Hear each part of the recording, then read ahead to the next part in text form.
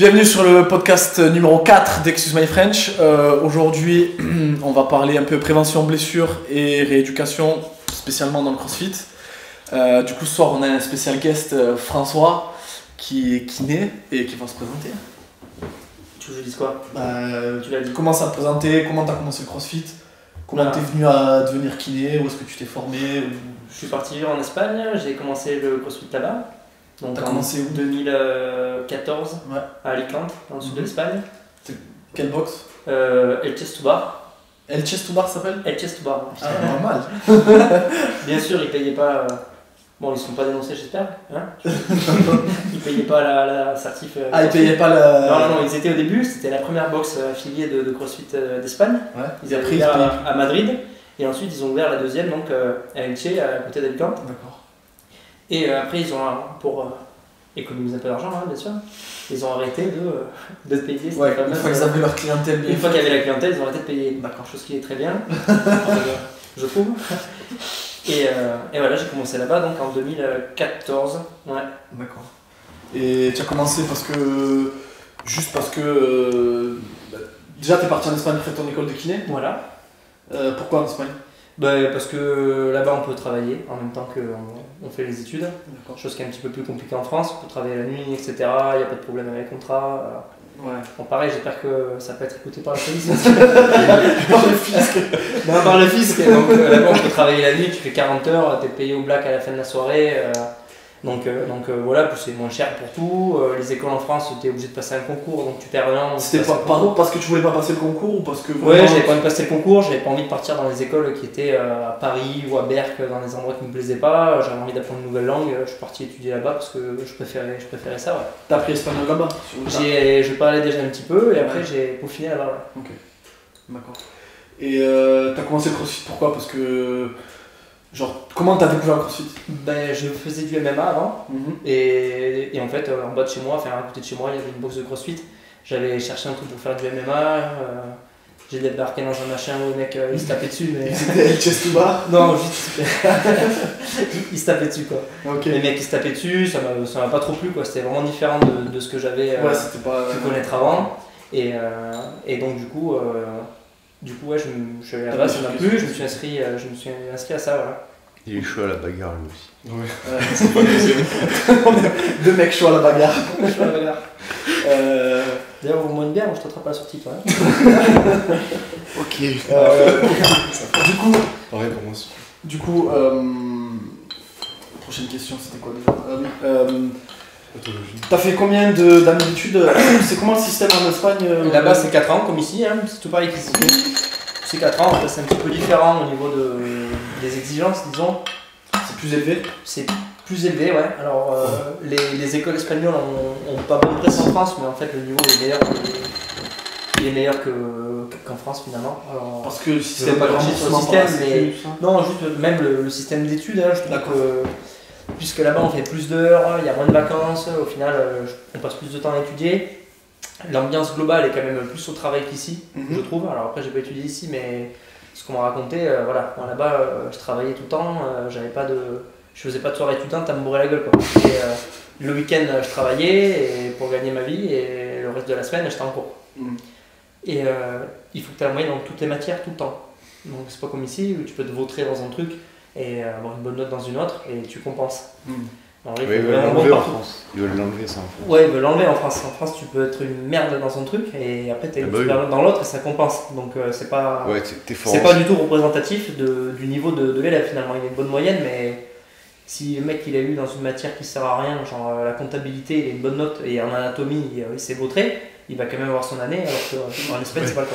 Mais ça marche comme ça dans les lycées aussi en Espagne. Il faut que tu aies la moyenne tout le temps. Il faut que tu aies la moyenne tout le temps. Même au lycée, tu vas au lycée en Espagne, au collège, c'est comme ça. Et là-bas, tu redoubles pas. C'est-à-dire qu'il faut qu'à la fin de ton cursus, tu aies validé toutes tes matières. Et en fait, tu as 4 ans pour valider tes matières. Et si tu les valides pas, au fur et à mesure, la première année, tu en as 10. La deuxième année, tu en as 10 autres. Ouais. Mais s'il y en a, mettons, 2 que tu n'as pas validé de la première année, en deuxième année, tu en as 12. Okay. Et en troisième année, tu en auras 15, 16. Voilà. Et à chaque fois que tu n'en as pas, il faut les repayer. Donc ça te motive aussi un petit peu à les avoir. Tu vois, à part si... T'es le fils de Crésus, mais sinon il faut les payer, c'est 600 balles à chaque fois, à chaque matière, donc ça te motive un peu, ouais. Ok. Voilà. Et du coup, par rapport au public, déjà, où est-ce que tu travailles maintenant? À l'Agroparc, à Avignon. Ok. Voilà. Quel type de public tu traites? Nous, on a principalement des sportifs et beaucoup de post-opératoires. Voilà, en post-opératoire, on a un petit peu plus des gens un peu plus âgés. Mais sinon, globalement, quasiment que des sportifs. Beaucoup de sportifs. On essaie de proposer des soins de qualité. Donc, on n'est pas du tout les kinés les plus riches, puisqu'on essaie de prendre vraiment le temps avec les patients. Mais...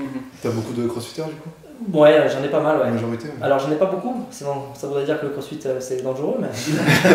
Mais déjà, est-ce que quand tu travaillais en Espagne, quand tu faisais tes études en Espagne, tu as commencé à gérer un public crossfit là-bas parce que tu faisais tes études et que tu Déjà pas mal, pratiquais? Déjà pas mal, et après j'ai eu la chance de travailler, donc quand j'ai fini mes études, je suis resté travailler là-bas pendant quelques temps, et pendant un peu plus d'1 an.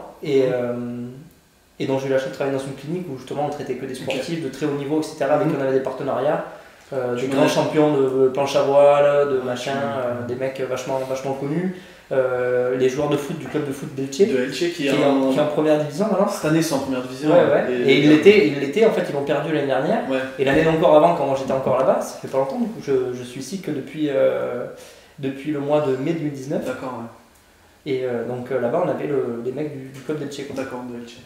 Donc des sportifs professionnels. Ouais, des pros Ligue 1 quoi. Et le Cristiano Ronaldo du pauvre.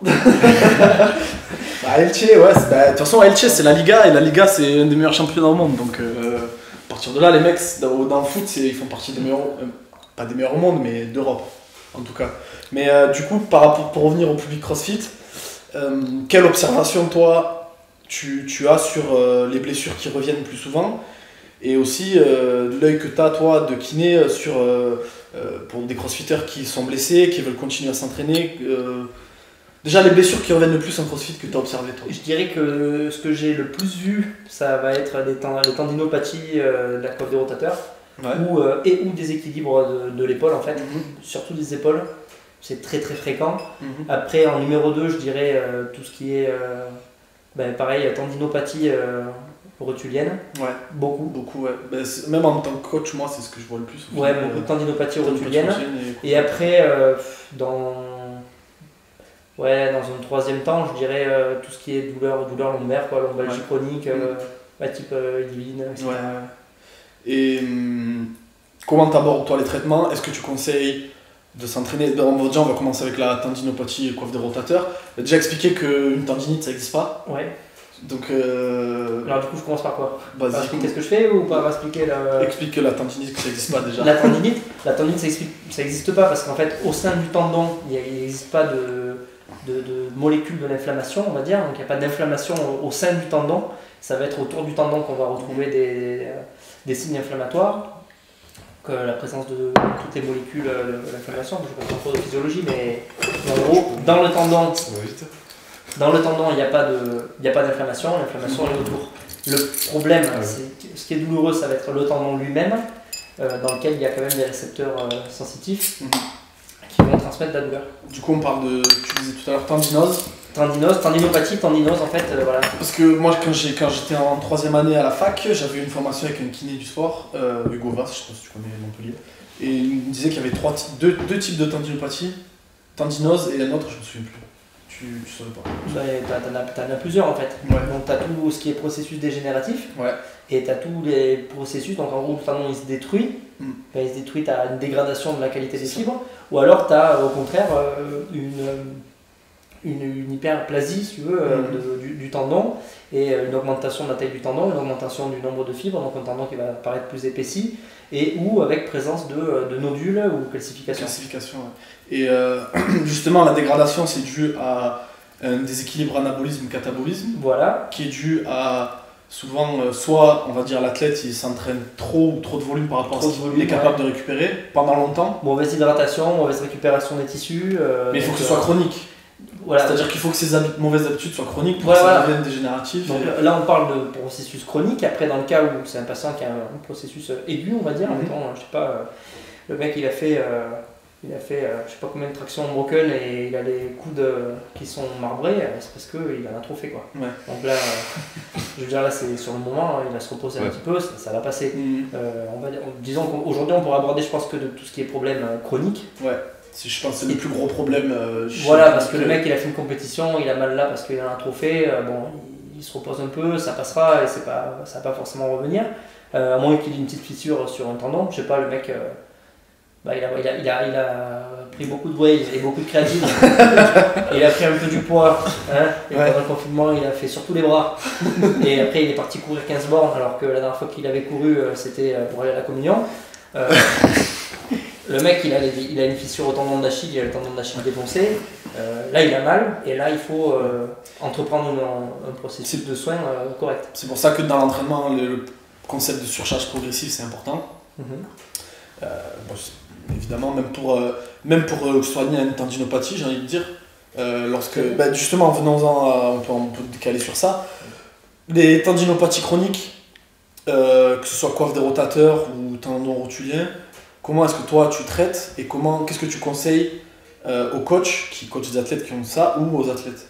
Donc, moi, ce que je conseille, quand je travaille avec les coachs, comme par exemple les patients communs qu'on a avec Jules. Même moi. C'est pas moi qui l'ai blessé, je l'ai pris parce qu'il était blessé. Oui, mais c'est ce qu'on fait. Mais nous, on fait souvent ça, on prend souvent des athlètes blessés parce que nous, on leur donne un cadre et du coup, on les soigne, entre guillemets. Voilà, on les soigne. Donc, en gros, on va essayer d'évoluer sur deux aspects, enfin sur trois aspects plutôt, on va dire. Donc, le premier aspect, ça va être l'aspect structurel. Donc, que le patient, ces tissus soient de bonne qualité, on va dire. Les structures adaptées pour la demande. Voilà, donc qu'il ait une belle structure. Donc ça passe par un bon trophisme de la zone et une bonne qualité des tissus. Donc par exemple, pour un tendon qui va avoir une calcification, il va falloir briser cette calcification et recréer un tendon d'une qualité convenable. En gros, pour vulgariser un petit peu pour le public qui écoute, normalement un tendon en bonne santé, donc on a les fibres qui sont bien alignées, propres, droites, etc.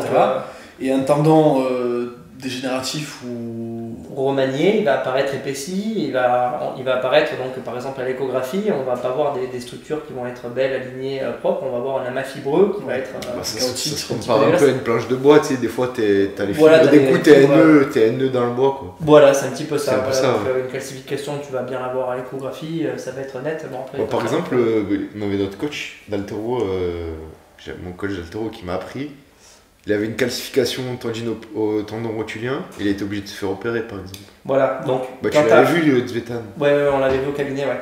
Alors, quand tu as un problème donc, de calcification par exemple, on peut utiliser, donc il y a plusieurs manières de casser cette calcification. Donc, les trois grosses manières, on va dire. La première manière, ça va être l'effort excentrique, donc c'est ce dont je te parlais tout à l'heure. Donc, l'effort excentrique, on va chercher à mettre de la tension dans le tendon, donc ça, on peut arriver à restructurer un tendon comme ça. Dans un deuxième cas, l'excentrique, ça a quel effet? Ça a l'effet de casser les fibres pour qu'après elles se reconstruisent. Voilà, en gros, c'est ça c'est si tu veux, les trois techniques pour casser la calcification, c'est toujours en vue de casser pour mieux reconstruire. Donc, où on casse en faisant un effort excentrique. Et ça va marcher dans des cas de remaniement tendineux assez léger. Il y a une petite calcification, des tendons qui apparaissent un petit peu épaissis, mais rien de trop méchant. Ensuite, il y a les techniques manuelles, donc de friction profonde, donc friction de Cyriax, MTP, donc massage transverse profond, donc ça c'est des techniques de kiné propres. Et les ondes de choc, donc moi je travaille beaucoup avec ça, donc on s'est équipé avec mon collègue il y a pas longtemps là de la machine, ça coûte très cher, mais c'est très efficace. Donc les ondes de choc, ça a pour but de casser les calcifications. Voilà, ça donne des coups, ça tape dessus, ça crée des micro-lésions, ça crée une hyperémie locale, donc un afflux sanguin à cet endroit-là, pour en fait déclencher donc justement une réaction inflammatoire localisée en vue de venir réparer la zone. D'accord, donc en fait le but c'est de créer une inflammation, amener du sang pour ensuite faire une réaction et créer un anabolisme. Créer un anabolisme à ce moment-là. Par exemple, on va prendre le cas d'une tendinopathie rotulienne. C'est dû souvent parce que le genou il avance trop, tu sais. Voilà, par exemple, les Rémi il a ça parce que quand tu le vois squatter, il fait tout en flexion de cheville. C'est un moteur qui est pas bon. Donc voilà, dans ça j'ai vraiment Est-ce que du coup, toi en tant que kiné, tu regardes comment il bouge? Bien sûr. Donc ce que je disais tout à l'heure, quand j'avais commencé à expliquer, c'était qu'on a travaillé sur trois facteurs. Donc la première, le structurel, si vous voulez les gants finis avec ça, et après on passe au second, qui sera le fonctionnel. Okay. Et donc tu parlais de structurel, donc d'excentrique. Tu parlais d'excentrique tout à l'heure. Les méthodes, tu utilises des méthodes classiques ou tu as une méthode en particulier? Alors, il n'y a pas de méthode en particulier. Par exemple, une méthode qui marche très bien sur les tendons d'Achille, par exemple, pour donner un exemple, parce que c'est souvent beaucoup de problèmes de tendons d'Achille, mais c'est plutôt avec les coureurs plutôt qu'avec les crossfitters. Mais si tu as l'occasion de coacher des coureurs, c'est très fréquent qu'il y ait des tendinopathies d'Achille. Hein. Donc, c'est ce qu'on appelle le protocole de Stanish, qui consiste à faire 3 séries de 10 répétitions en excentrique. Donc on monte sur la pointe des 2 pieds, on redescend en freinant la descente. Avec un seul pied ou les 2 pieds? Avec un seul pied. Tu montes sur les 2 et tu descends sur un. Donc voilà, après il y a tout un tas de protocoles. Pareil, vraiment une méthode d'excentrique pure. Voilà. Après moi je sais que par expérience personnelle, j'avais été conseillé par des kinés, j'avais vu moi en me renseignant pour les tendinopathies rotuliennes, la méthode Evislo. Donc ça consiste à faire du squat avec 3 secondes de descente, 3 secondes de montée. Et en gros, tu commences avec 4 séries de 12 et de semaine en semaine, tu réduis les reps et tu augmentes la charge, donc tu as une surcharge progressive et souvent c'est efficace. Ouais, je pense que c'est efficace. Après, je pense que comme, puisque beaucoup de protocoles ont démontré qu'ils fonctionnaient tous, ce qu'on peut résumer, c'est de dire que en fait, l'excentrique, donc de mettre de la charge dans le tendon, ça fonctionne. Qu'on le fasse avec un protocole ou avec un autre. Même l'Evislo, il a été décrit de cette manière-là. Il a été décrit aussi avec un nombre de reps différent. Où il commençait avec un peu plus de reps, il finissait avec un peu moins de reps. Au final, le volume était à peu près pareil, mais j'avais un peu différemment. Au lieu de commencer avec 4 séries de 12, c'était je crois que c'est 5 de 10. Et après, ça descendait. Je sais plus comment c'était foutu, mais. D'accord. Mais et sur ta technique là, pour le tendon d'Achille, tu mets quand même une surcharge progressive de semaine en semaine aussi quand même. Ouais, alors voilà, donc ça pareil, pour le Stanish, donc, il a été décrit pareil de plusieurs manières. Donc la description, la première description qui a été faite, c'était tous les jours, 3 x 10, sans charge. Et après, il y en a qui ont exploré un petit peu, qui ont modifié un petit peu ça et qui ont fait donc un peu moins de fois par semaine pour avoir de la récup et en te lestant. Donc en mettant, je sais pas, un GST, une alternance de mer, un pack d'eau. Souvent on propose aux gens, donc c'est pas forcément des gens qui sont équipés chez eux, ils mettent un pack d'eau, un pack de lait, de 1, 2. Voilà. Moi je préfère le faire justement avec un peu de charge, avec un peu les packs de lait ou les packs de bière. Hein, c'est sur la main. Si t'as mal au tendon d'Achille, tu peux faire un peu les bières. Fais ça maintenant parce qu'après il n'y en aura plus. Ça pèse encore un peu lourd. C'est du pastis. Des cartons. Des caisses entières de bouteilles de pastis. Du coup la règle de surcharge progressive. Les paquets de cap. Non. Tu coupes pas ça. Chut, toi le regarde. Du coup, on va dire la règle de surcharge progressive, elle est toujours appliquée sur ces méthodes-là structurelles. Moi, je pense que ce soit même en kiné, même en entraînement. Si vous voulez que, je veux dire, le meilleur moyen de se faire une tendinopathie, c'est de passer de rien à faire un Murph ou à faire trop. C'est les grosses différences de volume, les gros changements de volume. Pas laisser le temps de. Voilà. Là, Rémi, où il a eu vraiment commencé à avoir vraiment mal au genou, il est parti 3 jours à Palma à faire la bringue, tu vois. Et revenu, il a fait le Murph lesté direct. Genre, il sortait de 3 jours de bringue, il s'est fait le Murph lesté. Il s'est envoyé pendant 45 minutes, 1 heure, tu vois, et le lendemain, les genoux, et depuis. Ah oui, mais voilà, laisse tomber. C'est un truc comme ça. C'est pire. J'ai l'impression que c'est plus question de volume ou question de structure, genre un mouvement mal réalisé. C'est quoi qui va plus blesser un individu? C'est les deux. C'est les deux. C'est les deux. Si tu bouges mal pendant longtemps, tu vas te faire très mal. Voilà, donc je vais te donner des exemples après si tu veux, par rapport au crossfit ou par rapport à d'autres trucs où tu as vraiment plus de mouvements répétés, genre la natation. Si vous voulez, on finit le coup de la structure. On peut basculer dessus parce que à moins que tu aies des trucs à dire sur la structure encore. Sur la structure, tu disais que tu t'es fait opérer. Zvetan, si vous voulez parler de ça, parce que après, il faut. Voilà, dernier truc, je disais donc. Les ondes de choc, ça marche bien. Et après, donc si ça marche pas les ondes de choc parce que trop grosse calcification, remaniement trop important, c'est là qu'il faut se faire opérer parce qu'il faut pas croire que les kinés c'est des magiciens. Je veux dire, quand je vois qu'il y a des gens ils ont de l'arthrose, ils ont plus rien, c'est comme si ta bagnole t'es sur les essieux et qu'on te fait mais t'inquiète, va chez le kiné, il va tout te faire. Non, si c'est mort, c'est mort. Donc on peut agir dans une certaine mesure, mais il y a des moments où on est bloqué quoi. Et dans le cas d'une calcification assez importante, tu nous parles de ta technique là avec le pic. Donc voilà, donc après les techniques où en fait on dit il faut se faire opérer, en fait c'est pas vraiment il faut se faire opérer, on parle de technique invasive. Donc là il y en a plusieurs. La technique qui se pratique dans plein de pays, sauf en France, parce que on est encore au Moyen-Âge, et il y a plein de trucs qu'on n'a pas le droit de faire, etc. C'est l'électrolyse percutanée intratisculaire. Donc, c'est un mot un petit peu compliqué. L'épi. Voilà. Hein, donc, on rentre avec une aiguille d'acupuncture dans le tendon. Donc, c'est une technique éco-guidée. Donc, avec un échographe, on regarde le tendon. On rentre l'aiguille pour la voir apparaître à notre écran. Et là, on va venir rentrer dans la calcification et on va la sectionner en quelque sorte avec donc, cette aiguille qui va être alimentée d'un courant galvanique. Il n'y a pas de danger d'endommager le tendon? Non, si tu l'endommages en fait, tu le brûles le tendon, mais c'est fait pour en fait. C'est fait pour justement venir découper un petit peu cette calcification, brûler un petit peu la zone avec un courant galvanique et donc toujours pareil, c'est toujours pareil que les ondes de choc, que le MTP, toujours pareil que l'excentrique, c'est fait pour créer des micro-lésions et que ton corps comprenne qu'à cet endroit-là, il faut qu'il vienne réparer. Tu peux expliquer rapidement pour les gens qui vont écouter le courant galvanique? Le courant, c'est un courant d'électrothérapie.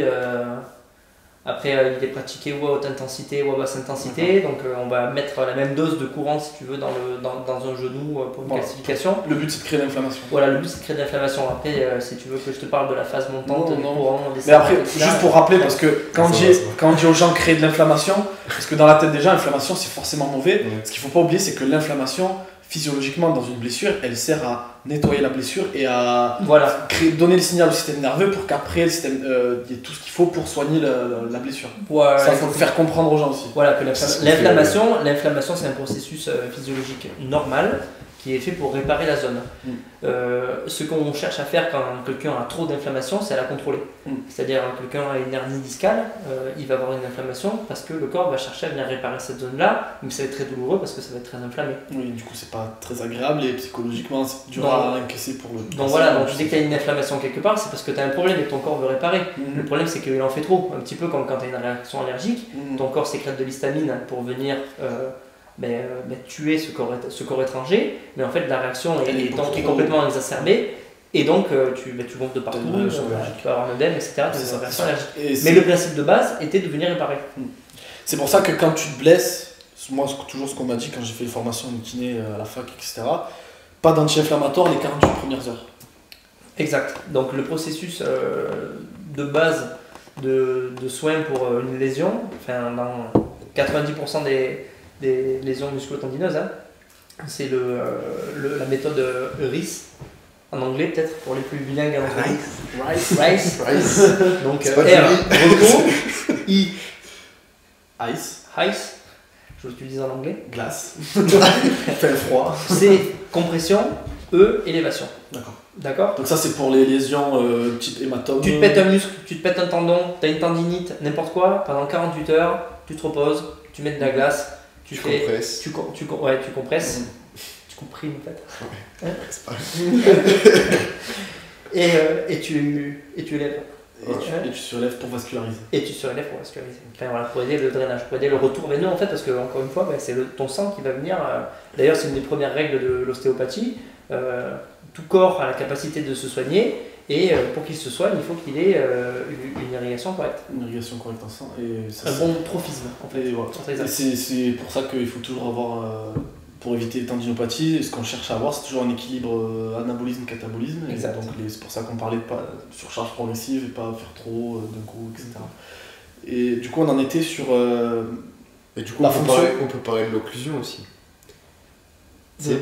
L'occlusion par exemple au niveau du genou, avec tu mets des false bend, les voodoo bend, tu te mets ça et je trouve au niveau, par exemple quand tu as une tendinopathie rotulienne, tu as un peu le genou qui siffle, tu te fais ça à l'échauffement et tu as la douleur qui vascularise. On en revient à ton truc Rice, la partie compression, tu vois. Mais là, un mec qui s'est pété le tendon rotulien. Oui, bien sûr. C'est pas magique non plus. Non, mais c'est des méthodes d'entraînement. En fait, finalement, nous les kinés, on travaille pas trop avec ça parce que. Ouais, c'est plus à la salle que tu fais ça. Parce que ça incombe plus, je pense, aux préparateurs physiques comme vous autres, messieurs. C'est ce que Rémi, il est venu s'entraîner chez moi il y a 2 jours. Tu lui as fait ça, Je vais faire ça, il m'a dit genre c'est instantané. Non, c'est très bien, Il m'a dit j'ai l'impression que ça a disparu. Bah, pas magique, de quelques heures après. Ouais, mais après quand c'est revenu à la normale, il avait encore des douleurs, il a encore ses douleurs. Ouais, après encore une fois. Mais il pouvait faire des flexions sans douleur. Mais après, encore une fois, attention à ça parce que c'est ça le plus gros problème des crossfitters. C'est qu'ils veulent s'entraîner tout le temps parce qu'ils pensent que s'entraîner, que le volume d'entraînement est directement lié au gain de performance. Ouais, mais attention. Alors que c'est pas du tout le cas. Ouais, mais... C'est-à-dire, c'est pas du tout ceux qui s'entraînent le plus qui ont le meilleur niveau. Ceux qui s'entraînent le mieux. C'est ceux qui s'entraînent le mieux. J'ai fait ça de manière intelligente, je n'ai pas fait faire un discernement squat. Oui, non, mais moi je parlais par rapport à ceux qui ont mal et qui ont pas mal et qui du coup s'entraînent et qui après ont mal. Ah oui, bah. Ou qui ont mal et qui veulent quand même s'entraîner. Par-dessus, sans faire comme s'ils avaient pas mal. Je sais pas qui va nous écouter, donc je citerai pas de nom. Ouais. Mais j'en ai quelques-uns qui ont mal et qui continuent. Hein, donc toi tu conseilles quoi par rapport à ça, l'entraînement et la douleur Là, il faut toujours s'entraîner sans douleur. Si t'as mal, il faut pas faire. C'est une règle, c'est tout ça. Comment tu fais au CrossFit pour différencier une douleur? Non mais t'as un mouvement, tu te fais mal. T'as des gens qui sont un peu hypochondriaques qui... C'est ça. Parce que comment tu sais si la douleur elle est articulaire? Après toi, c'est ta vision de kiné, moi ma vision de coach, c'est évidemment faire attention aux douleurs et aussi le signal douloureux, ça sert à quelque chose. Hein. Mais il faut savoir différencier les douleurs chroniques et des douleurs aiguës qui vont passer, que si avec un peu de repos ça va aller. Et que aussi si tu as des athlètes qui veulent dépasser leurs limites parce qu'ils veulent atteindre un niveau élite, etc., à un moment donné, tu vas devoir faire en sorte de gérer les douleurs un petit peu. Mais alors, de manière intelligente. Ouais, moi je vais te dire que les douleurs, en général, tu sens quand ta douleur t'empêche de faire quelque chose. Oui. Quand ta douleur va venir te freiner sur un mouvement, parce que quand c'est exactement ça. Tu vas le sentir. Ton corps est capable de sentir si cette douleur, c'est une douleur qui est en chauffant, ça passe parce que tu as une petite, je sais pas, tu as une hypomobilité, je sais pas, tu as un petit peu mal au dos quand tu fais ce mouvement-là, machin. Tu sens qu'en chauffant ça va mieux, c'est juste parce que tu as besoin de t'échauffer un petit peu, etc. Quand tu as des douleurs que tu sens que tu peux pas développer toute ta force parce que tu as mal, il faut arrêter. Par exemple, c'est ce que je dis à mes athlètes. Après, moi, c'est un truc que quand tu as une perte de force qui est trop importante, c'est un signe qu'il y a quelque chose qui va pas, tu vois. Bien sûr. Ou alors que ça dégrade ton mouvement. Ouais, mais par exemple, ça, je prends mon cas. Il y a, du coup, 6 mois après, j'ai commencé le CrossFit, j'avais fait un gros cycle de squat. Et après cycle de squat, j'avais pris beaucoup sur mon squat. Et genre 2-3 semaines après, j'avais perdu genre 15 kilos. Et une semaine après, je me suis pété. Genre j'avais mon sartorius, j'avais pété. Ouais, t'as eu le signal avant. En gros, j'avais eu un signal genre. Une inhibition. Genre une inhibition de force, mais qui était monstrueuse. Genre j'avais plus aucune force. Et une semaine après, je me suis pété. Bah alors ça je pense que Ruben, tu seras mieux placé que moi pour en parler. Mais ça va plutôt être dû à des saturations de système nerveux. Plus qu'à des problèmes vraiment musculaires. Mais du coup, mon système nerveux. Mais parce que c'est très taxant. N'importe quel cycle de force. Par exemple, pour le squat, pour en citer un, le programme Smolov, où tu fais que du squat pendant. C'est celui que je déconseille. Ouais, bah alors il marche très bien. Il marche bien, mais il n'est pas fait pour des athlètes. Il marche très bien, mais voilà. Mais si tu le fais faire à un mec qui s'est jamais entraîné de sa vie, tu vas le ruiner. Quoi. Même un athlète CrossFit Elite, je crois que c'est pas le plus optimal. Ou un athlète, c'est fait pour un athlète qui a un déficit en squat et qui va faire une compétition de force athlétique. Du coup, d'haltéro et que tu as besoin de rapidement lui remonter un petit peu son squat, voilà. Mais est-ce que justement je me suis pas blessé parce que mon système nerveux je l'ai trop mobilisé d'un coup. Ah si. Du coup, moi, je pense que mon système nerveux, clac, il m'a mis un coup. En gros, il m'a mis. T'as trop taxé ton système nerveux, nerveusement, tu es trop fatigué. C'est pour ça que ça a une perte de force. Ouais, mais du coup, c'est peut-être pour ça que je me suis blessé derrière aussi. Oui. Tu vois, alors que par exemple, j'ai un athlète, il me dit, oh là là, genre j'ai perdu. Tu fais une gamme au squat et par rapport à d'habitude, genre il est chez à 150, alors que d'habitude, il peut te faire de 5 ou 6 reps à 150, tu vois. C'est qu'il y a un problème, c'est qu'il a. Soit moi, j'ai mal géré sa charge d'entraînement, il est cramé, soit il y a une blessure qui commence à arriver, tu vois. Ah oui. Et que quelques jours après, il peut se péter. Moi, c'est ce que je dis aux gens. Souvent, les deux sont liés. Hein. Ouais. Souvent, ce que je dis aux gens, c'est les douleurs. Une douleur qui est vraiment problématique et vous ne devez pas forcer dessus, c'est celle qui dégrade votre qualité de mouvement. C'est-à-dire que si d'habitude vous squattez d'une manière, je prends le squat comme exemple, vous squattez d'une manière et que là vous squattez d'une autre manière parce qu'il y a la douleur et vous devez autour, là c'est le signal qu'il faut prendre en compte. Clairement. Alors que si t'as mal, tu chauffes, t'as plus mal une fois que t'es chaud et t'as un petit peu mal après, Ça dépend comment ça C'est évolue, mais ça va. dangereux de faire ça justement, d'avoir mal à chaque fois un tout petit peu et sur le long terme. Ça dépend comment ça évolue. Si ça devient chronique et de plus en plus la douleur elle continue, là il faut écouter le signal. Ok. Parce que là après ça peut devenir problématique et là ça peut après dégrader ta qualité de mouvement.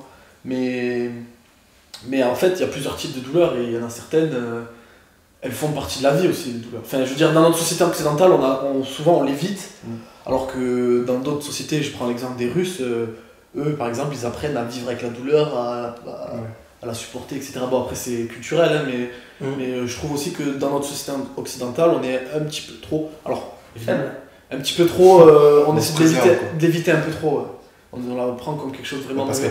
Après je suis d'accord avec toi sur ce que tu disais que si tu as une perte de force ou une perte de dégradation de mouvement, douleur vraiment aiguë, vraiment douloureuse, de vraie douleur quoi. Faut pas chercher à se mesurer très vite à quelle est la plus grosse et qui va tenir le plus longtemps. Mais par exemple, il y a des personnes qui se rendent pas compte qu'ils ont des hernies discales et ils s'en rendent compte parce qu'ils ont une perte de force importante. Ah oui, ils ont pas de douleur et ils perdent de la force. Ils ont une grosse tolérance à la douleur et du coup ils sont. Non mais des fois t'as des hernies discales asymptomatiques en fait. Ouais mais tu as une grosse perte de force. Ok. Ouais, t'as des hernies discales asymptomatiques. Mais l'exemple de Dzvetan, quand je disais les Russes, Dzvetan il est bulgare. Et lui par exemple il était en équipe de Bulgarie, machin, il était en centre de formation d'haltéro et tout. Lui, ses entraîneurs, il devait être capable de snatcher 130 en lui réveillant au milieu de la nuit pieds nus, tu vois. C'était un objectif que les entraîneurs lui fixaient, tu vois. Et quand t'avais mal, tu te taisais et tu faisais quand même ta séance. C'est notre culture, tu vois. Ouais, mais c'est notre culture, mais est-ce que ça c'est productif? Alors non. Est-ce que le mec de savoir snatcher 130 pieds nus, ça va lui permettre d'être bon dans ses compétitions? Je suis assez d'accord avec toi. Ça va être très fort, ça va être très bien pour son mental, ça va être très bien pour résister au stress plus tard, parce que le mec il sait qu'il est prêt. Et il se dira je suis pas prêt, j'ai peur. Non, c'est vrai. Voilà. Mais après t'as le spectre opposé du mec à la moindre douleur il s'arrête, et là non plus c'est pas productif. La moindre petite douleur, pas forcément chronique, il s'arrête et. C'est pas productif. Le rapport non, c'est sûr. Voilà, après il y a l'aspect affectif et psychologique aussi. Oui, c'est sûr. Après, moi je parle d'un point de vue vraiment kiné, d'un point de vue santé, etc. Je te parle pas du composant psychologique. Mais toi, tu dois en voir tout le temps des gens dans ton cabinet qui viennent et ce qu'ils ont au final, c'est pas si grave et qui en font des caisses. Non, qui en font des caisses, il y en a quand même pas mal, il y en a quand même pas mal. Hein. Mais bon, en soi, pour leur. Ouais, non, je vais dire pour leur santé, il vaut mieux ça, mais en fait, non. Parce qu'au final, ils vont jamais bien et c'est des gens souvent qui iront jamais bien. Ouais. Parce qu'ils se complaignent vraiment dans leur douleur, dans leurs problèmes. Et en fait, ils essayent de calmer leur médiocrité dans leur sport. Avec des. En fait, je suis mauvais. Ouais, parce que je suis mauvais, parce que je m'entraîne mal, mais parce que j'ai mal. Il y en a beaucoup. Mais j'en ai pas beaucoup moi, j'ai la chance, mais même en ce moment j'en ai pas du tout, mais j'en ai vu passer. Et surtout quand je bossais en Espagne, voilà. Des mecs qui voulaient être à très haut niveau, qui étaient nuls parce que en fait ce sport là était pas forcément fait pour eux. Et par exemple le cas d'un mec qui faisait de l'athlétisme, qui voulait courir, mais le mec il avait pas la physionomie qu'il faut pour faire ça, et il sera jamais vraiment bon. Bon. Alors je sais que toi Ruben, t'es grand défenseur de... il faut toujours travailler ses points faibles. Oui. Mais en fait, oui. Au crossfit, il faut travailler tes points faibles si tu veux être bon au crossfit. Mais dans n'importe quel autre sport, si tu es nul dans un truc, tu auras beau travailler là, tu seras jamais vraiment bon. Si tu veux être très bon dans quelque chose, tu prends quelque chose pour laquelle tu as des prédispositions, et à ce moment-là, en travaillant, tu auras l'opportunité de peut-être, éventuellement, si tu t'entraînes bien, que tu manges bien, tu te reposes bien, tu prends soin de toi, d'être très fort. Mais si un truc n'est pas fait pour, tu pourras faire tout ce que tu veux, tu pourras avoir la vie de Cristiano Ronaldo, sans ses sous parce que tu les auras jamais, mais surveiller ta bouffe et bien dormir, tu seras jamais bon. Après, tu prends le cas de l'haltéro, c'est les bras de levier. Enfin, il y a beaucoup de mecs qui sont très forts. Mais t'as des mecs qui sont exceptions à la règle. Mais t'en as 1 sur 1000. Ouais, mais t'en as. T'as pas 1 sur 1000, t'en as. Mais est-ce que c'est pas ça qu'on va encourager n'importe qui, tu vois, qui a pas forcément les prédispositions? Non, mais après, quoi? On va dire continue là-dedans. Alors faut arrêter de se branler sur ça, le travail paye. Au bout d'un moment, si t'as pas la nature avec toi, tu peux pas. Si t'as pas la génétique, t'as pas voilà. Ça c'est pour des sports spécialistes. C'est pour ça que tu vois que ça c'est pour des sports spécialistes. C'est pour des sports spécialistes. Oui, le crossfit en soi, c'est un sport où tu peux tirer toujours ton épingle du jeu parce qu'il y a beaucoup de variables. De variables et de qualités physiques différentes qui sont abordées. Donc, il y a pas mal de sports comme ça aussi. Mais globalement, le crossfit, tous les mecs mesurent à peu près pareil et peuvent 85 kg. Toi, tu parles de niveau toi, tu parles des games. Moi, je te parle les meilleurs, vraiment les mecs les meilleurs, ils font tous à peu près la même taille, tous à peu près le même poids. T'as que Fikoski qui fait 1m90 quoi. Oui, bah, voilà. Mais tu verras pas un mec de 60 kg qui fait les games. Ouais, c'est ça. Voilà. Non, alors qu'il y a des mecs. Mais après, dans cette typologie, 60 kg. Mais après, dans cette typologie, il y a un spectre. C'est-à-dire que t'as Fikoski, t'as des mecs comme Fikoski, Travis Meyer qui sont très grands, et t'en as des mecs grands qui sont bons, et t'as des mecs petits qui sont bons aussi. Après, ça c'est un débat sans fin. Oui, mais ils sont petits, mais ils restent toujours dans une certaine. Après, quand même, il y a un joueur de NBA qui avait gagné le prix de meilleur dunker qui faisait 1m75. Ouais, un mec de NBA. Et Tony Parker il faisait 1m85. Donc t'as toujours des sportifs qui arrivent à trouver un moyen. Toujours, t'en as pas beaucoup. T'as toujours des exceptions, mais voilà. tu prends l'exemple du rugby actuel, t'as pas un mec qui fait 90 kg qui va jouer dans le parc. Si t'en as 90 kg, ça dépend le poste. Si 2000 mêlées, t'en as plein. Même à 80. Ouais, allez. Il y a mais 9-10, ils font pas plus de 90. Mais les 9-10, ils font pas plus de 90. Oui, il y en a moins. 90. Oui, bah c'est sûr, aujourd'hui. Non, mais le rugby moderne parle très musclé, j'ai envie de dire. Bah, normal, les impacts que tu te prends, tu peux plus te permettre de faire 80 kg. Mais après, t'as beau avoir la base musculaire que tu veux, un os, c'est un os. Oui, non mais ouais mais un genou c'est un genou. non mais ouais mais d'abord la non mais ouais mais c'est ça mais tu te prends c'est sûr après c'est plus là tu penses plus le dégât que tu peux faire aux autres. Tu fais 120 kg, tu cours à 40 km/h. Imagine un peu le mec qui fait 120 kg qui court à 40 km/h, on l'a pas encore vu. Non mais il est pas à 120 kg. Non mais c'est un exemple, arrêtez un peu de merde. 40 km/h. Il est reprogrammé celui-là. C'est si mort. Non mais genre à 30-35, tu te le prends en pleine face. Ah con. Et ben à 120 kg, t'as 30, ça suffit je pense. Tu t'éloignes.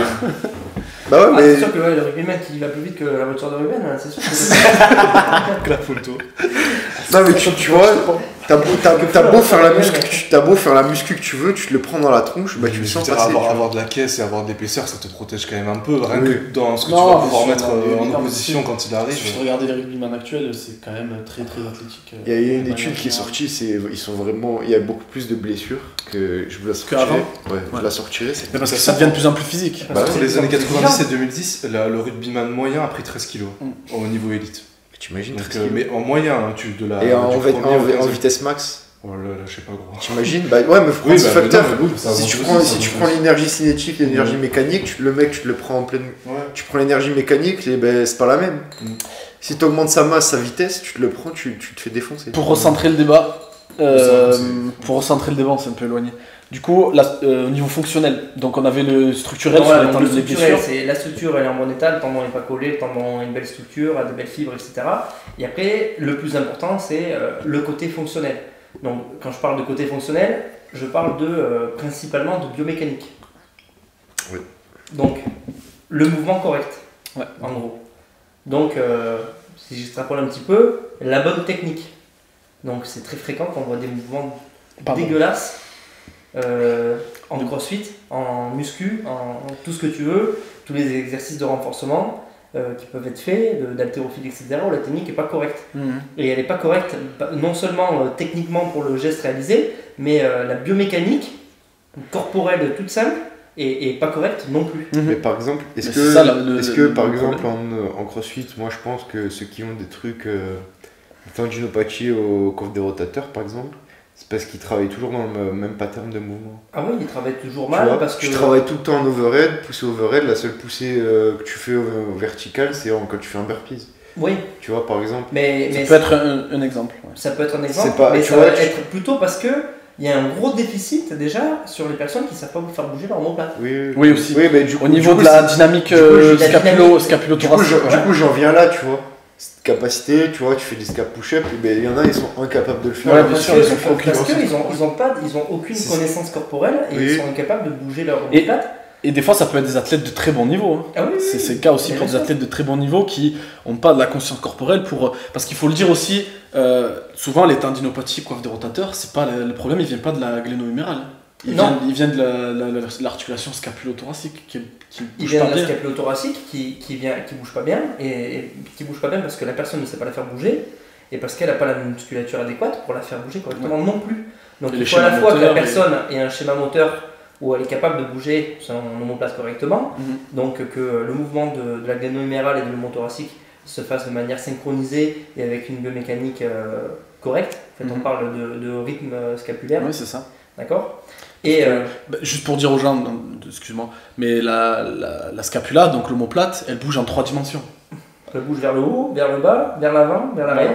Donc c'est énormément de mouvements, et si au niveau de ce schéma-là, il y a quelque chose qui ne marche pas bien, la première chose qu'il prend, c'est les muscles qui sont autour de l'épaule, la gléno-humérale, donc des pincements supraépineux. Voilà, donc surtout le problème qui est vraiment fréquent, on va dire, ça va être ce qu'on appelle le syndrome sus-acromial. Donc c'est l'espace entre l'acromion qui forme un toit osseux sur l'omoplate et l'humérus qui se réduit. Donc l'humérus vient rentrer et vient écraser tout ce qu'il trouve ici. Donc, et c'est là qu'on a les tendinopathies lombiceps ou supraépineux. Voilà, surtout supraépineux. Après, le problème de lombiceps, c'est parce qu'on a les épaules enroulées vers l'avant complètement. Pourquoi? Parce qu'on a un déficit de force sur les rotateurs externes, sur les fixateurs d'omoplate et sur les abaisseurs. Et au contraire, trop de tension sur tous les muscles qui te maintiennent l'humérus en position haute, donc biceps, triceps, deltoïdes, etc. Et pas assez de force sur tous les muscles qui t'abaissent. Justement, moi, ce que j'ai beaucoup observé en tant que coach, et tu confirmeras ou pas, chez les filles, beaucoup d'activation trapèze supérieur et une sous-activation, une hypotonie trapèze inférieur et rhomboïde, etc. Exact. Aucune activation, aucune posture correcte.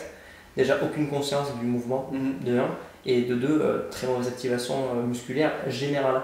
Et tout ça, c'est super important de le rééduquer. Je pense que le plus important dans la prévention justement des blessures, c'est de travailler là-dessus, sur tout ce qui est pour le membre supérieur. Hein. Quelqu'un qui a des omoplates qui bougent correctement, qui sait les faire bouger et qui les fait bouger correctement et qui intègre ce mouvement-là, donc dans n'importe quel exercice de tirer, de pouce, etc., sache faire travailler son rhomboïde, son entrée antérieure, il va prévenir un moment de douleur sur la coiffe des rotateurs. Et aussi la coiffe des rotateurs, il faut dire que ces muscles-là, ils prennent pour les autres beaucoup, parce qu'ils travaillent alors qu'ils plus que ce qu'ils devraient pour certains mouvements qui devraient être réalisés dans d'autres postures, disons, et d'autres manières. Est-ce qu'on peut dire que tous les exercices qu'on voit des gens, quand ils ont mal à l'épaule, ils font des renforts coiffe des rotateurs? Est-ce qu'on peut dire que c'est pas forcément le premier truc à faire? Parce qu'on voit beaucoup de gens faire ça. Alors il faut le faire, mais c'est pas forcément la priorité. Il faut d'abord s'occuper de la scapulo-thoracique. Voilà, moi je mettrais la priorité sur la scapulo-thoracique et je ferais travailler les gens les rotateurs ok, mais correctement. Oui. Quand ils font les rotateurs externes comme ça, avec l'épaule ici, que je sais pas s'ils vont après partir sur un biceps de la prison, hein, comme ça. C'est sûr que il va renforcer son rotateur. Et c'est quoi la scapulo-thoracique du coup? Alors en fait, c'est l'articulation entre ta cage thoracique et ton omoplate. Comment tu travailles ça? Alors justement avec... Vas-y François. Torse nu. Non. Tu veux mettre torse nu? Non. Donc en gros, regarde. Regarde-le, lui, il est... Anatomiquement, tu vois comment est foutu l'épaule ou pas? Oui. Donc tu as ton humérus qui forme ton bras, ok, et qui s'articule au niveau de la glène sur ton omoplate. Donc ton omoplate, elle est ici derrière, jusque-là ça va. Ton omoplate, elle glisse en fait sur tes côtes, d'accord? Donc c'est ce qu'il disait tout à l'heure, qu'elle bouge en 3 dimensions, elle bouge vers le haut, vers le bas, vers l'arrière et vers l'avant, d'accord? Et elle s'incline comme ça. Donc elle bouge, si tu veux, dans le plan coronal, frontal et sagittal. D'accord? Jusque-là ça va? Oui, ça va. Plan... Mais c'est pas tellement pour moi. Plan sagittal, frontal et transversal. Ok. Donc elle bouge dans tous ces plans-là. Et c'était quoi la question? Comment renforcer ça? Comment renforcer ça? Donc déjà, première chose, c'est être conscient du mouvement de son omoplate. Ruben, monte l'épaule. Non mais... l'omoplate, relâche ton humérus, monte l'épaule, descend l'épaule, envoie l'épaule vers l'avant, l'épaule vers l'arrière, Voilà, tu vois, déjà, savoir faire ça. Conscience, Ça peut te paraître con. Exercice bête, mais par exemple des scap push-up, scap pull-up. Voilà. Ça paraît bête, mais. Exercice tout seul, tout con que je peux faire avec des patients de tout âge. Hein. C'est, je mets mon doigt dans le dos du patient et c'est. Avec ton omoplate, viens chercher mon doigt. Ouais. Ou de compresser au milieu, quoi, aussi. Tu comprimes au milieu, tu viens resserrer. Donc, comment renforcer ça? Ça va être avec des mouvements qui vont te solliciter, l'omoplate. Et en faisant des exercices du type le tirage tout con que les mecs font, qu'on dit si tu veux t'améliorer en snatch, il faut faire du tirage et tout. Tu vois les mecs faire du tirage comme ça, où le mec il a l'omoplate qui est complètement vers l'avant, il tire avec son biceps comme ça, avec l'épaule, il est sous le lobe d'oreille, comme ça sert à rien. Si tu travailles avec ton omoplate, tu la laisses partir en bas, tu viens verrouiller ton omoplate vers l'arrière et vers le bas, et après tu mets ton tirage de biceps, tu vas avoir un tirage qui va être efficace. Et tu vas avoir un mouvement qui va être beaucoup plus complet. Déjà, ça passe en fait par prendre conscience des mouvements de ton omoplate déjà. Et même quand tu fais tout simple, mais on parlait tout à l'heure de renfort coiffe de rotateur, mais par exemple, quand ça t'est déjà arrivé à l'échauffement de faire des T-pulls ou des Y-pulls ou machin, avant de faire ton tirage, de fixer, bam, et plus faire en sorte que ton omoplate ne bouge plus, etc. Par exemple. Voilà. Ça rejoint la biomécanique de l'épaule qu'on disait tout à l'heure pour faire. Simplement un mouvement d'épaule comme ça, il faut retarder au maximum la sonnette. Monter l'épaule si tu veux. Donc tu montes d'abord le numérus et ensuite tu as l'épaule qui monte pour arriver dans la position verticale de blocage. Les premiers renforts à faire pour vous, c'est ça? Pour moi, le premier renforcement, avant même de faire du crossfit, c'est ça. Parce que prendre conscience du mouvement de ton corps et là, on parle du membre supérieur, donc de l'omoplate. C'est pour moi le plus important parce que c'est ça qui transfère la force de ton membre supérieur, donc de tes bras, à ta ceinture scapulaire, à ton tronc. Et inversement. Et du coup, inversement. Du coup, là, on a fait l'épaule, et pour les tendinopathies rotuliennes, on peut dire par exemple mauvais schéma moteur au niveau du squat, donc sursollicitation de la flexion du genou et pas assez de la flexion de hanche. Voilà, donc après ça c'est des problèmes de mobilité. Je pense beaucoup de problèmes de squat sont dus à des problèmes de mobilité. Ouais, activation fessier aussi. Genou, hanche, cheville, donc manque de mobilité. Il y en a qui disent mais le squat ça plie trop, c'est pas bon pour le corps, c'est pas bon pour les genoux. C'est pas on sait que c'est ton genou il plie jusque là, non? T'es d'accord avec moi, Rub, ton genou il se plie? Ouais. Bon, mais tu peux faire du squat. Si ton corps il sait faire ça, c'est bon. Ce qui serait pas bon, c'est si tu veux faire des squats avec le genou qui part dans l'autre sens. Si on est comme ça et qu'on essaie avec le Rub de faire des squats dans l'autre sens, là ça sera pas bon. Ça marche pas de ouf. Mais sinon le squat c'est pas du tout un mauvais exercice. Non, maintenant on le sait grâce au crossfit et pas que, mais maintenant on le sait. Voilà. Par contre, le problème récurrent quand tu as un problème de tendon rotulien, c'est parce que tu as un gros déséquilibre en fait entre la chaîne antérieure et la chaîne postérieure. Les mecs ils ont des quadriceps en béton et ils ont des ischios minables. C'est tous les mecs qui sortent de la muscu en général. Et puis même des fois c'est pas juste de la force, des fois c'est juste du mauvais schéma moteur. Ouais, mauvais schéma moteur. Mauvais schéma moteur. Aussi au niveau du pied, mauvaise statique du pied. Par exemple des enfants à qui on a mis des chaussures trop tôt, ça peut jouer sur le niveau nerveux, sur l'activation statique du pied, etc. Mais de toute façon, toute la musculature intrinsèque du pied, je suis à peu près sûr que là, les gars, je ne vais pas vous faire mettre pieds nus là, pour vous montrer les trucs, mais il y a tout un tas de muscles que vous ne savez pas utiliser. Ouais.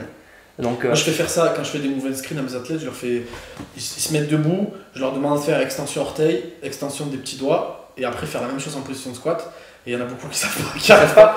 Ils ne savent pas faire marcher non plus la musculature intrinsèque du pied. Donc ton pied, être capable de venir creuser le pied et de venir creuser le pied, verrouiller ton pied, travailler tes rotateurs internes de genoux, travailler tes rotateurs externes de hanches. Tout ça, c'est une capacité qu'a ton corps que tu n'es pas capable de faire. Alors que tes muscles ils sont là, mais tu ne sais pas les contracter. Tu ne sais pas les contracter. Ouais, puis des fois c'est des trucs bêtes, mais genre par exemple quand je fais des movement screen, j'essaie de tester la capacité de rotation externe, la capacité de rotation interne et de hanche, de hanche. Et là déjà quand tu as quelqu'un qui tu lui mets un rouleau entre les genoux et qu'il arrive à peine à bouger le pied, déjà tu sais que sur son squat il y a des risques de blessure. Oui. Si tu améliores pas ça. Et puis pareil sur si t'as une cheville qui s'écrase, etc. Souvent les problèmes de genoux ils sont dus soit au pied soit à la hanche. Je sais pas si t'es d'accord avec moi. Ouais. C'est jamais ça vient jamais du genou directement. C'est rare que vous avez des problèmes que de genoux. Mais après, ouais, ou alors quand tu as des problèmes de déséquilibre entre ischio, rotateur externe, etc., que là tu as des problèmes, mais souvent il y a des problèmes liés, cheville, hanche. Cheville, hanche. Fréquemment. Ouais. Fréquemment. Et du coup, on avait parlé d'une troisième blessure que tu voyais souvent. Au début, c'était lombalgie chronique. Lombalgie chronique, ouais, beaucoup. Mais ça, toujours pareil. Toujours problème de schéma moteur. Ouais, de schéma moteur et de posture. Ouais. Posture, que ce soit épaule, genou, tout ça, franchement, pour la prévention des lésions, la première chose, c'est la posture. Okay. La posture et la conscience corporelle. Ouais, savoir bouger, quoi. Le truc bête, mais activer son transverse, tu vois. Ouais, Activer son Il y a transverse, pas voilà. beaucoup de gens qui arrivent à le faire. On le disait tout à l'heure, le travail d'activation musculaire, bon, mais on parlait de la musculature intrinsèque du pied, le transverse, c'est pareil. Tu penses que tu sais contracter ton transverse? Je sais pas ce que c'est le transverse. En fait, c'est un muscle qui fait. En fait, il est. C'est une ceinture d'haltéro. C'est une ceinture d'haltéro. Ok, bon. Genre, il s'insère de la colonne à ta ligne blanche et en fait, les fibres elles font ça en fait. Pour te faire simple, si tu veux, ta ceinture abdominale. Donc, quand on te dit la ceinture abdominale, tu sais que c'est les abdos, tu sais pas vraiment ce que c'est. Donc, globalement, d'un point de vue des os, tu as ta cage thoracique, donc tes côtes, tes vertèbres, d'accord, ta colonne vertébrale, ton bassin. D'accord. Donc, tout ça, c'est tenu par ta ceinture abdominale. Ta ceinture abdominale, elle est composée, on va partir des plans les plus externes pour aller jusqu'au plan les plus internes. Donc, dans un premier temps, les tablettes de chocolat, Le grand droit. appelé le grand droit, mais j'ai tablette de chocolat, ça parle à tout le monde. Ensuite, tu as donc, le grand droit devant. Ensuite, tu as levé. Tu as levé Les obliques internes. obliques externes. Après, tu as les obliques externes. Donc là, mes doigts, je montre le sens des fibres. Hein. Ok. Donc, tu as levé parce qu'elles sont orientées dans ce sens. Après, tu as les obliques internes qui sont sous les obliques externes, mais dans l'autre sens, donc en croisé, comme ça. Et le muscle le plus profond que tu as dans l'abdomen, bon, après, je parle pas du carré des lombes, de la musculature du rachis, etc. Donc, tu as le transverse de l'abdomen qui fait tout le tour, donc qui fait tout le tour de l'abdomen et qui passe comme ça, qui a des fibres de tous les autres. dans ce sens. Ok, qui est en dessous de tout. Ce muscle-là, tu le contractes de manière volontaire que quand tu rentres le ventre. D'accord, que quand tu aspires ton nombril. Et en fait, c'est ce muscle-là qui va te permettre de venir verrouiller ce qu'on appelle la position neutre. Ouais. Donc, la position neutre, c'est la position dans laquelle tes vertèbres sont le plus droites possible, si tu veux, pile à mi-chemin entre la flexion et l'extension. Okay. Donc, il existe toujours une courbe physiologique, toujours une lordose physiologique lombaire, d'accord. Donc, syphose dorsale, lordose lombaire, le creux. Mais qui est plus légère, du coup. Ok. Mais voilà, donc être trop droit, d'avoir une rectification lombaire, c'est pas bon non plus. Et être trop creusé, c'est pas bon non plus. La position correcte, c'est la position neutre, donc une lordose physiologique. Okay. Ce qui va te permettre d'être dans cette position la plus étirée possible, si tu veux, enfin la plus correcte, ça va être le transverse de l'abdomen qui s'active en rentrant le nombril. Donc, travail que fait faire Ruben tout le temps, si tu faisais ses échauffements. C'est Jules. Ouais, mais je l'ai fait faire à tout le monde en fait. Roulé aussi doit faire un peu les. Mais par exemple, le truc bête, mais quand je coach, certains athlètes que je coach, que j'ai pris en coaching et que ça faisait 3 ans, 4 ans qu'ils faisaient du crossfit, ils ne savaient pas faire un bracing. C'est-à-dire qu'avant de faire un squat, ils ne savaient pas activer leur transverse, leurs obliques, leurs grands droits, etc. de manière optimale pour que.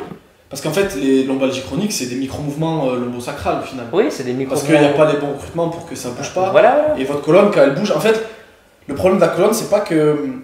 Parce qu'il y a des débats de il faut avoir le dos droit ou le machin, il y en a qui font les deadlifts, les forces athlétistes de haut niveau qui font des deadlifts de rond et tout ça. En fait, le problème dans un mouvement sportif, la colonne, elle doit pas bouger, elle doit être stable. La colonne, t'as ta moelle épinière, et surtout le mouvement sportif, il faut la protéger, donc il faut pas qu'elle bouge.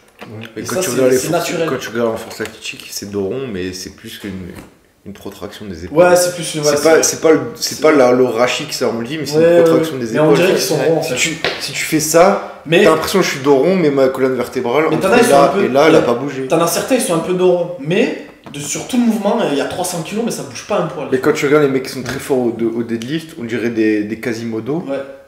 Mais tu regardes naturellement. Ils sont comme ça naturellement, genre. Mais ils ont une stabilité lombaire qui est impressionnante. Parce que les mecs sont stabilisés, certes, c'est naturel. En syphose à mort, mais ils sont stables. Ça bouge pas. Quoi. Mais je pense que s'ils étaient droits, peut-être que le fait d'être comme ça raccourcit un petit peu la distance et c'est plus facile. Mais en tout cas, mais de manière générale, ils ont pas mal parce qu'ils sont stables. Voilà. Parce qu'ils ont de la force. Après, il vaut mieux pour toi que tu aies la position. Ouais. Oui. Tu sois droit. Mais on est d'accord que Quasimodo, Jules. Non mais. Désolé, c'est y en a qui écoutent, mais pour serrer les meufs, il vaut mieux que tu sois un peu droit. Hein. C'est comme ça, tu retiens. Mais. Du coup, après le cours de kiné, on a le cours de drag. Non mais, par exemple, ce que je voulais dire, c'est que. T'as raison, mais genre quand on dit les forces athlétiques, si t'es en dos rond, moi je suis pas d'accord, c'est juste une technique avancé. Tu le fais pas faire un débutant, mais c'est avancé. Ouais, c'est avancé. Et tu utilises une protraction des épaules. Pour avoir moins de distance à courir, etc. Pour optimiser tes bras de levier. Mais il faut faire pas sur un débutant pour la musculature adaptée. Bien sûr. Mais il faut aussi s'assurer que sa colonne, il accentue pas sa syphose. Tu vois. Mais ce que je voulais dire, c'est que t'as le rachis lombaire, et en dessous de le rachis lombaire, t'as le sacrum, et cette articulation-là, elle bouge presque pas. Et s'il y a des micro-mouvements, c'est là qu'apparaît un peu les lombalgies. C'est là qu'apparaissent les lombalgies, ouais. Ou même des micro-mouvements, ça peut avoir des discales ou des... C'est là qu'on a les douleurs et des inflammations. Voilà, mais de manière générale, quelqu'un qui a une hernie, c'est souvent parce qu'il a... Instabilité. J'ai jamais vu quelqu'un, enfin si j'en ai vu, je dis ça mais je suis menteur, j'en ai fait opérer il n'y a pas longtemps que ça. Quelqu'un qui a une hernie discale et qui a pas aucune stabilité, etc., c'est très rare, quoi. Ouais. C'est très rare, c'est quasiment jamais vu. Ouais. Ce qui est commun à tous les patients qui arrivent et qui ont des lombalgies chroniques, c'est aucune conscience de leur transverse et mauvaise posture. J'ai jamais vu quelqu'un qui arrive avec une bonne posture et un bon transverse. C'est pour ça que les lombalgies, c'est surtout plus tu avances dans l'âge, plus il y a des gens qui ont des lombalgies aussi. C'est vrai. Parce qu'au niveau des viscères, ton transverse devient de plus en plus flemmard. Et c'est pour ça aussi en général ils ont le bas du ventre qui va se détendre. C'est vrai, mais il y a beaucoup de jeunes aussi qui mais c'est fréquent. Hein. Après moins des sportifs, tu vois. Moi je parle des sportifs, et plus tu vas vieillir, plus ton transverse il va se détendre entre guillemets. Donc là c'est là où même chez les personnes, on peut être amené à coacher des personnes de 40-50 ans. Et faire travailler le transverse, ça va du coup et ouais, il y a même des crossfitters de très bon niveau qui ont des lombalgies parce que mauvaise synchronisation intermusculaire, etc., pour stabiliser le rachis, et c'est là qu'apparaissent les douleurs de dos. Et en plus, le sport comme le crossfit où tu peux faire des barres lourdes sous fatigue, si tu peux avoir une bonne stabilité rachis sur des back squats lourds, des deadlifts, etc. Mais tu arrives en haut, une fois que tu es fatigué, tu n'as plus de cette stabilité, et c'est là que tu peux te faire mal aussi. Et ça s'apprend aussi en gérant le volume avec le... Oui, mais ce qu'il faudra apprendre à gérer surtout, c'est la qualité de mouvement et arrêter de primer la perf avant ça c'est compliqué. La qualité. Tu es tout le temps dans une atmosphère compétitive. Ouais, bien sûr, mais au long terme, tu seras plus performant si tu jamais... Mais pourquoi tu fais du crossfit ? Parce que tous ceux qui font du crossfit à notre niveau, il y en a beaucoup qui font des compétitions. Après, c'est discutable de vouloir faire des compétitions alors qu'on a un niveau c'est très à mode dans ce sport-là, je veux dire, où tout le monde veut faire de la compétition alors qu'ils ne maîtrisent pas tous les mouvements de ce sport-là. Oui, mais c'est un sport très hypocrite parce que tu vas dans n'importe quel autre sport, t'as pas le niveau. Alors que là, on va te chercher un milliard d'options pour faire des compétitions. On n'a jamais vu de compétition. Ça, c'est la logique marchande. Ouais, de tennis, le mec il sait pas faire de revers, il fait pas de compétition. D'abord, tu apprends à faire des revers et après tu compétiras dans ta capacité. Ça, après, c'est à cause de la logique. C'est dû à la logique marchande. Quand même, le crossfit, ça reste une entreprise et ça rapporte de l'argent, les compétitions. Donc, on fait des compétitions aussi scale, on fait des compétitions abordables à tous les niveaux, etc. Après. Mais du coup, on en reviendra dans un autre podcast. Non, bien sûr, c'est notre crossfit débat. santé ou crossfit compétitif, quoi. Après, c'est au rôle. Après, voilà, moi, je vous le dis, moi, je pense que c'est au rôle des coachs d'éduquer. Oui. C'est au rôle des coachs, c'est les coachs, les garants, on va dire, entre guillemets, et c'est à eux d'éduquer, de dire à leurs adhérents ou à leurs athlètes quand est-ce que tu peux faire une compète. D'abord, avant de faire une compète, il faut que tu sois capable de faire tous les mouvements RX, etc. Ouais, mais bon, après, quand tu vois combien gagne un coach et le nombre de personnes qu'il a à coacher et tout, c'est pas évident pour les coachs de tenir tout le monde à la culotte aussi. Enfin, je pense. Parce que les gens, il y a tellement ce truc de se dépasser tout le temps et tout, on te le répète toutes les semaines. C'est pas une mauvaise chose aussi. Forcément. Non, mais du coup, forcément, ça entraîne les gens à tout le temps vouloir faire des trucs qui sont peut-être pas. C'est pour ça qu'il faut un cadre et un coach. Ouais, mais moi je pense que les gens, il faut surtout qu'ils se responsabilisent un petit peu et que chacun fasse ce qu'il peut. Les gens sont cons, donc tu peux pas les. Non, mais tu peux pas les responsabiliser. Non, mais franchement, il y a que 10% des gens que tu peux responsabiliser. Un peu plus. Non. C'est tolérant. Ouais. Si on vit dans une utopie, 20%, mais... Non, je suis pas d'accord. Moi, je pense que les coachs, ils ont leur boulot à faire sur ça. Ils ont leur boulot. Et je pense que déjà, les coachs doivent prendre conscience de ça.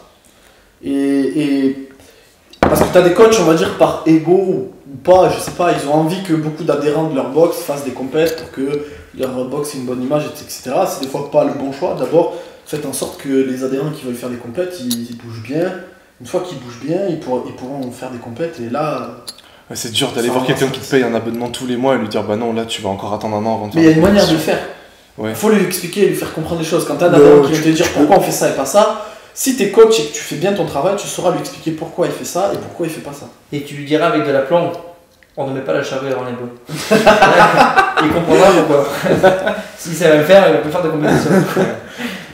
Non, après, moi je pense que c'est pas une mauvaise chose de faire des compètes du... un peu débutantes tant qu'il n'y a pas des mouvements. Mais en dessous du cadre de la compétition, en soi, chaque WOD, pour des gens qui font le WOD entre 5 et 8 heures, chaque WOD est une compétition. Tu te retrouves avec les potes avec qui tu fais tous les soirs le même WOD. Tous les soirs, c'est un petit peu une compétition. Et c'est source de progrès. Oui, mais tu vas commencer c'est source de progrès à faire des mouvements que tu n'es pas capable de faire. Et c'est là où tu vas te blesser. De dépassement de soi. Si c'est source de dépassement de soi, et si c'est bien encadré, ben, encore une fois, c'est le rôle du coach. Non, mais tu vas au WOD de 18h30. Tu mets un max clean, le nombre de mecs qui finissaient avec un dos comme ça, les coudes qui se touchent, les genoux qui se touchent. Mais si t'es coach responsable, ce mec-là, tu lui fais pas charger, et au lieu de faire du 1 RM, tu lui fais faire du 3 reps, 5 reps, et où il travaille sa technique. Et tu lui fais comprendre pourquoi. C'est dur d'avoir des gens qui viennent tu lui fais comprendre pourquoi, mais tu lui fais... C'est ton rôle. C'est ton rôle. Tu lui fais comprendre pourquoi, mais... Oui, tu peux le faire, bien sûr. Avant qu'il aille voir un kiné... Là, genre il va se blesser machin, avant qu'il ait... faut que ce soit un kiné qui lui dise pour qu'il dise ah ouais il avait raison, je bouge mal, il faut que je bouge mieux, tu vois. Non, parce que c'est pas la sécurité sociale de payer le conseil, tout ça. Les gens ils se responsabilisent, ils payent. Tu ne bouges pas bien ou tu veux faire un sport, ouais, mais quand tu regardes dans une box, tu payes une box. Combien dans une box il y a un mec qui va coacher un coach? Il y a même pas 10%. Comment ça?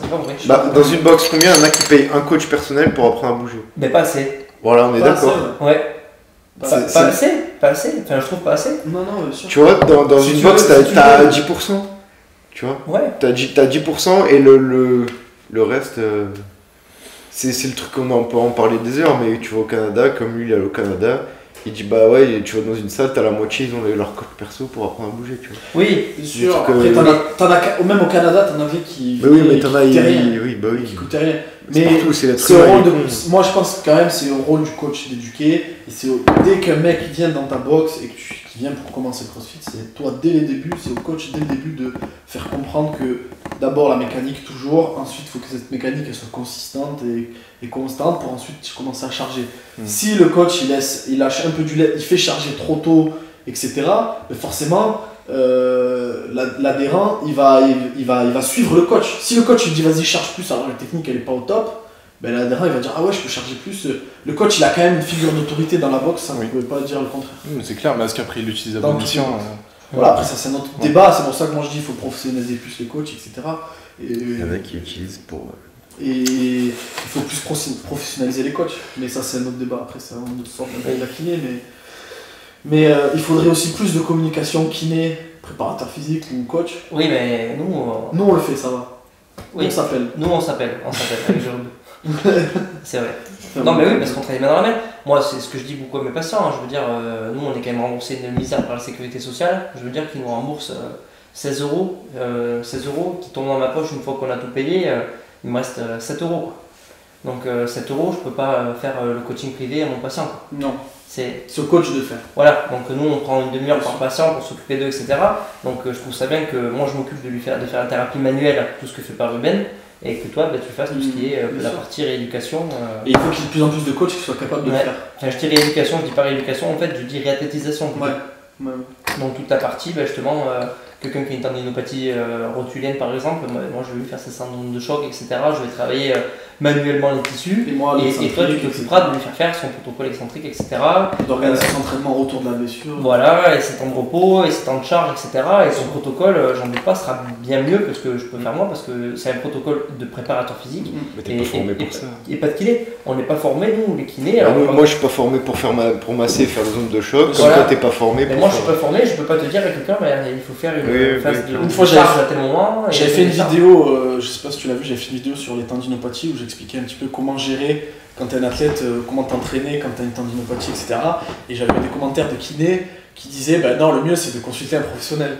Alors que la vidéo j'expliquais que voilà, quand t'es à la salle, les athlètes qui ont des tendinopathies ont quand même envie de continuer à s'entraîner, à progresser sur d'autres trucs. Et j'avais eu des remarques de certains kinés, mais c'est bien que tu dis ça. Tu dis ça, c'est bien justement parce que. Mais de toute façon, il y aura toujours des désaccords. Je pense non, que ce que j'ai dit ce soir, il y a plein de personnes qui ne seront pas d'accord avec moi pour plein de choses. Mais c'est comme les sujets comme les étirements où on vous disait il faut s'étirer avant après. On va parler de ça. Là, c'est un sujet pente glissante. Non, ou alors on peut commencer à parler de ça. Jules, tu vas chercher notre pack parce que ça va durer longtemps. C'est la partie 2 là, il y a encore 1h30 derrière. On va tous pisser, on revient. Donc, comme les étirements, il y a eu beaucoup de désaccords par rapport à tout ça. Moi, tout ce que je dis, c'est par rapport à ce que j'ai observé, ma manière d'aborder les pathologies et de soigner mes patients et de voir de cette manière-là, j'ai eu des améliorations qui ont été objectives ou pas. Et voilà, il y a des trucs que j'ai eu fait et que je fais plus parce que j'ai pas senti que ça améliorait beaucoup les patients. Par exemple, pour les lombalgies chroniques, je trouve que renforcer le grand droit, ça sert à rien. Ouais. Voilà. Ça sert à rien. Alors que passé un temps, on disait il faut renforcer les abdos, les abdos de Jet Li, je sais pas quoi.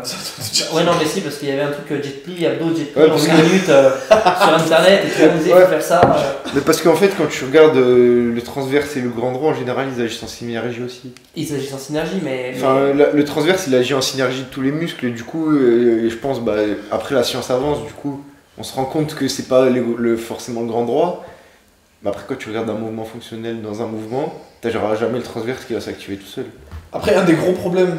Quand tu vas faire du squat, jamais tu auras ton transverse tout seul.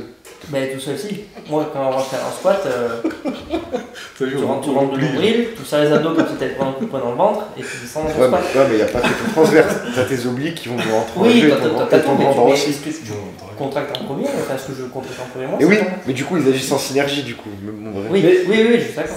Mais c'est des débats qu'on peut avoir pendant des heures, mais c'est bien d'avoir ces réflexions-là parce que justement, ce que je voulais dire, c'est que ce soit dans la séance de l'entraînement, je sais pas si dans la kiné c'est le cas aussi, mais dans la séance de l'entraînement, il n'y a personne qui veut mettre des sous dans de la recherche. À part les marques de compléments alimentaires et certaines marques de matos d'entraînement, il n'y a personne qui veut mettre des sous dans la recherche de la séance d'entraînement. Du coup, c'est un problème pour les coachs qui doivent des fois se faire leur savoir un peu tout seuls. Je sais pas si dans la kiné c'est la même chose. Dans la kiné c'est exactement pareil.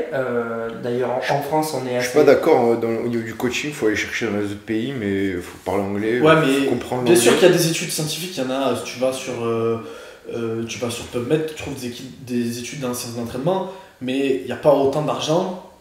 Épistémologiquement parlant, déjà c'est pas aussi bien fait qu'en médecine où il n'y a pas autant d'argent, tu vois. Mais alors, je parle de la médecine. Alors pourquoi tout ça, toutes tes questions de notre société, de comment elle est faite. De pognon, bien sûr, en premier. Et tout ça, pourquoi il n'y a pas d'évolution, et en particulier en France, il n'y en a pas, je trouve pas énormément par rapport sur la kiné. Sur la kiné, parce que déjà en kiné, il n'y a pas de concurrence. Ouais. Le fait que ce soit remboursé par la Sécu. Le fait que ce soit remboursé par la Sécu et avec la gratuité des soins, n'importe quel kiné, il peut s'implanter où il veut, il aura du monde. Je connais aucun kiné qui a personne. Donc du coup, tu n'as pas besoin d'être bon pour avoir du monde. Donc tu n'as pas besoin d'être bon pour gagner ta vie. À partir du moment où tu as de la concurrence et où si tu n'es pas bon, tu n'as personne. Si tu n'as personne, tu n'as pas de sous, tu claques la bouche ouverte. Ben, tu te poses la question, j'ai personne, pourquoi? Parce que je suis pas bon, donc du coup je veux être bon. Après les deux coups, ça monte, tout le monde veut être bon, et donc pour être bon, eh bien, on fait de la recherche. Bien sûr. Pour être le meilleur. On essaie d'être meilleur. Ouais. Après, chaque modèle a son avantage, ses désavantages. Que le modèle où c'est pas remboursé, il y a des désavantages parce que, on va dire, dans les zones rurales, tu n'auras pas de kiné. Pareil que c'est un exemple. Hein. Dans les zones où il n'y a pas beaucoup de monde, tu n'auras pas de kiné. Moi, dans mon village en Espagne, il n'y a pas de kiné. Genre, c'est un peu rural, il n'y a pas de kiné, tu vois, c'est un problème. Et dans le modèle, on va dire, où c'est remboursé par la Sécu, eh ben, tu as ce problème-là, par exemple. Ben, voilà, tu as le problème. Après, c'est social en soi, mais il y a des désavantages. La qualité, t'as plus de gens qui sont soignés du coup aussi. Ouais, t'as plus de gens qui sont soignés aussi. T'as plus de gens qui sont soignés, mais t'as aussi, je pense, une dégradation un petit peu de la qualité des soins. La qualité des soins, ouais, c'est sûr. Alors qu'en Espagne, par exemple, on cite l'Espagne parce que c'est vrai que l'Espagne, on dit les fruits qui viennent d'Espagne ils sont pas bons, les machins d'Espagne rien n'est bon. Mais par rapport à ça, non mais c'est vrai, il n'y a que le Ruben qui est bon. C'est ça. Mais moi, pour y avoir vécu longtemps et pour apprécier beaucoup ce pays, là-bas tu payes ta séance, comme tu paieras ici la séance de l'ostéopathe, mais donc du coup on s'occupe bien de toi, parce que déjà on prend le temps, première chose qui n'est pas forcément faite par tous les kinés, après chacun travaille comme il veut, je juge pas, je juge personne, ils font comme ils veulent, mais j'estime qu'un travail correct, c'est quand tu auras le temps d'écouter ton patient, de faire une bonne anamnèse et de faire un soin correct. Après le désavantage c'est qu'en Espagne, le mec qui n'a pas de rond, il se fait pas